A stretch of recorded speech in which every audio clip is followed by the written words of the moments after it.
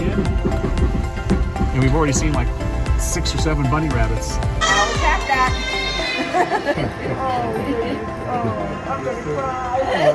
I'm gonna cry. Hi guys, I'm Chuck. And I'm Allie. And we are Allie Chuck Adventures, and this week we are at Torreya. Wait, nope, I said it wrong. Torreya State Park. Think about Tori spelling. Yeah, we learned that if you say Torreya, like I want to say, you will get slapped by people who know how to pronounce it correctly. They will slap that right out your mouth. And we are also camping with my dad and my stepmom Nori this weekend. It's been about a year since we've camped with them. The last time we were camping with them was in Lake Kissimmee State Park. We were checking out the Bok Tower Gardens. This weekend, they are camping right next to us in their rig called Sally.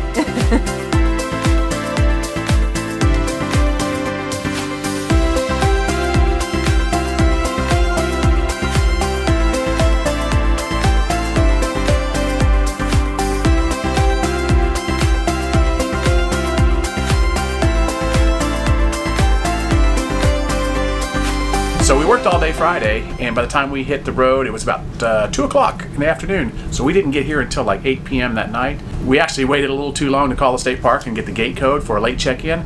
They actually closed here at 5, which I was kind of worried about. Luckily, Jake and Nori, Allie's dad and stepmom, were already here, and they got in before the gates closed, and they were able to get us a gate code from one of the other campers here. But as it turned out, we didn't need it. We got in anyway. We got here before dark. I did a little speeding. You know, I was like driving 70 miles an hour down the highway to get here in time. Yeah, it was pretty crazy when we pulled into the campground here. There were rabbits everywhere. So this is like 2 weekends in a row now we've seen rabbits everywhere. And these state parks are not close together at all. So go figure. Maybe it's just rabbit time of year. I don't know. But they were everywhere. So when we got here, like I said, it was just before sunset, and Nori took me over, which right to the left of our camper is an overlook. It's a little grown up, but you can almost see how high this campground is on a bluff and overlooking the Apalachicola River. But when you go to the Gregory House, which is an historical site here, you actually will see the Apalachicola River. It's cleared out. You'll see just how high this whole area is. It's definitely... It's a mountain for Florida. So Saturday afternoon, actually around 2 o'clock, well, not around 2 o'clock, it was 2 o'clock, we went to the Gregory House and did a tour. So we found out from the ranger that there are actually 2 times to visit the Gregory House, 10 o'clock in the morning and 2 o'clock in the afternoon. For the tours, yep. We decided to do the 2 o'clock one, and it's $3 a person to take the tour. Mm-hmm. And you got to be careful here. Make sure you're looking at your watches and you're looking at the right time zone, because we are close to the time zone change. The Apalachicola is the cutoff for the Eastern time zone, and on the other side is the Central Standard time zone. So when we first got there, we decided to check out the grounds because we had a little bit of time to kill before we actually had the tour. So when we went to the overlook, the front yard of the house, you could actually see over the Apalachicola River, and it was absolutely beautiful. It was very muddy looking, though, very interesting. She did say it was a very trashy river because a lot of the rapids pull a lot of the dirt and the branches and trees and so forth down the river. We did notice on each side of the house there were 2 trails that you could take. So we noticed that there was one trail that took you down to where the Civil War, they actually had some batteries there for the military. We didn't take a chance to go down to the trails yet, but we would like to do that in the future.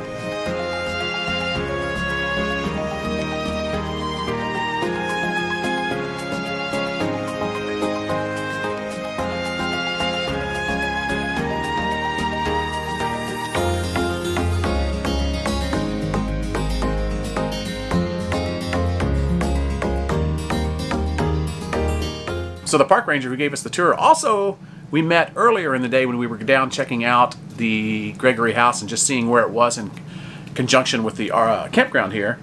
She gave Nikki a couple dog treats and made a friend with Nikki for life. But when we did go back down for the tour, I will say that she was very, very thorough in the tour. It took almost 2 hours for this tour to take place. She was, we learned that she used to be a teacher, and I think that contributed to her being very good at explaining the whole history of the house, and Jason, the owner of the house, and how it used to be on the other side of the Apalachicola River, how they moved it over here with the during the I think it was the late 30s into the 40s. They moved it over in like 3 years with the Civilian Conservation Corps that Roosevelt enacted during the end of the Depression to try to help boost the economy in the parks and everything. But we learned a lot of interesting information. Even the wooden pegs that hold the wood flooring down are all original, and they're all in their original spot. Yeah, and they actually even labeled every single peg so they would know where to put it when they put it all back together. Yeah. She did say that the floor downstairs was not original. It was all because rotted, of the flood. The flooding on the other side of the river, yeah. But they matched it up as perfectly as they could, so all the upstairs flooring is original. And she took us through every room of the house, explained everything, told us the whole story. So I definitely would suggest that if you're staying here at Torreya State Park, definitely do yourself a favor. Take the $3 tour of the Gregory House. You're going to learn a lot of history about the park itself, the Torreya wood and trees, and you're going to learn about the house and the family associated with the house. And it's all very interesting, and definitely highly recommend taking the tour.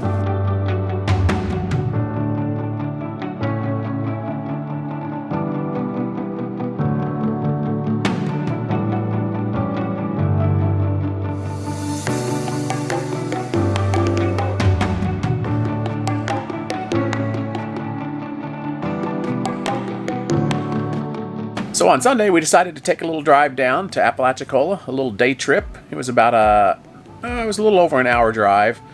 But Jake and Nori had never actually been to Apalachicola. They thought they had, but in seeing the town, they realized that no, they hadn't actually. It was Carabella they were at, not Apalachicola. So we drove across the bridge, went over to St. George Island, showed them around that a little bit, took them around, showed them the lighthouse. And then after that, we just drove across the bridge, headed on over to Apalachicola, showed them around the town of Apalachicola. It's a cute little old fishing town. Took them over to Oyster City Brewing Company. All right, Chuck, so we are at Oyster City Brewing Company. What beer do we have? Something with a strawberry in it. Yeah, it was some kind of a strawberry hinted beer. Mm-hmm. It's a blonde, right? Beer. It was a blonde, strawberry blonde. And Nori, which one do you have? I had a red right returning stout. And Daddy, what did you have?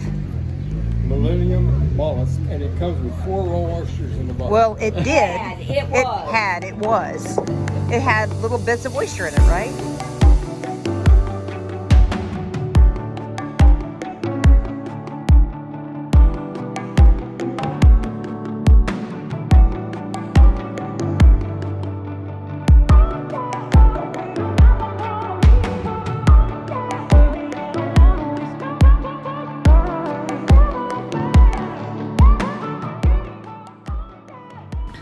We ended up eating lunch at really one of the only restaurants that was open. As it turns out, most of the restaurants in Apalachicola are closed on Sundays and Mondays. So the Owl Cafe was really our only option. It said it opened at 4, but as it turned out, they actually were only open for breakfast and brunch. They closed at 3, and then everything switched over to their downstairs part, which is called the tap room. It's still part of the Owl Cafe. It's just a little bit smaller menu than what they offer upstairs in their actual cafe. So when Allie and I were here before, we actually looked at this Veterans Memorial Park, and we noticed the house behind. We didn't even take note that it's actually a Florida State Park. It's the Orman House, and it was built in 1838 by Thomas Orman. It's an antebellum home, and I guess Thomas Orman was a cotton merchant and businessman who basically helped the tiny town become one of the Gulf Coast's most important cotton exporting ports.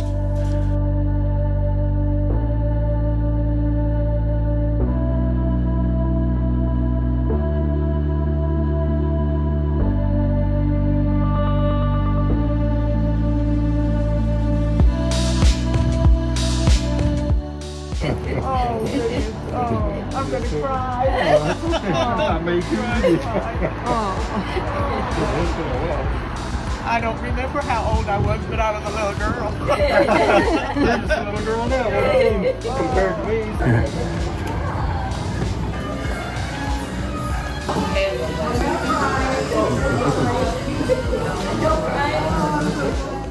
Just when we thought this family reunion couldn't get any better, Chef Ernie came out and asked if we enjoyed our meal and beignets. Turns out, his father played football with GW at Auburn. They went down memory road together and had so much fun catching up on the times that GW and Ernie's father played together. We learned that Chef Ernie's dad passed away like 20 odd years ago. He then went out and got his dad's duffel bag and showed us his jackets and a picture of him and his football days at Auburn.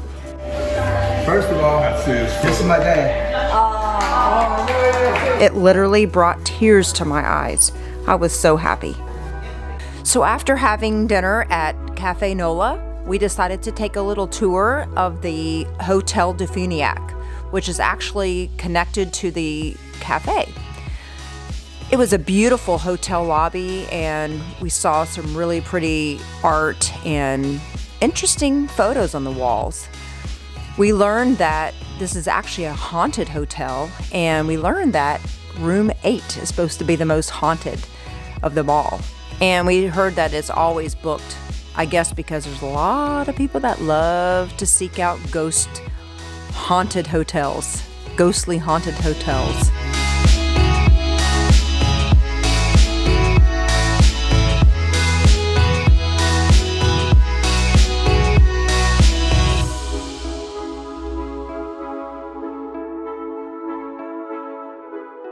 So once we got back from the family reunion in Defuniac Springs, later that night I made, once again, my famous barbecue chicken foil packs. And it was Jake and Nori's first time trying them, and they absolutely loved them.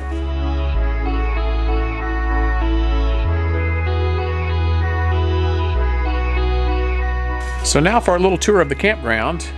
The campground at Torreya State Park was simple but nice. The bathhouse and shower did have a laundry machine and dryer on the backside, which was kind of cool.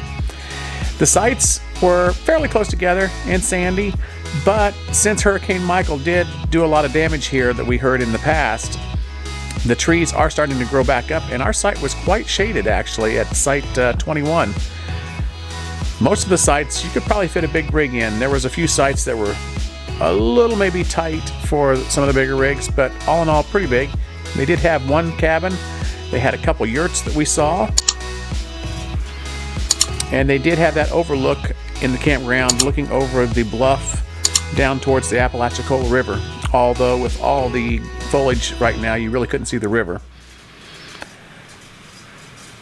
I would have to say that we did enjoy this campground very much so. More than we actually thought we would, quite honestly. It was like being on a little mountain here in Florida. So we definitely will plan on coming back here for sure.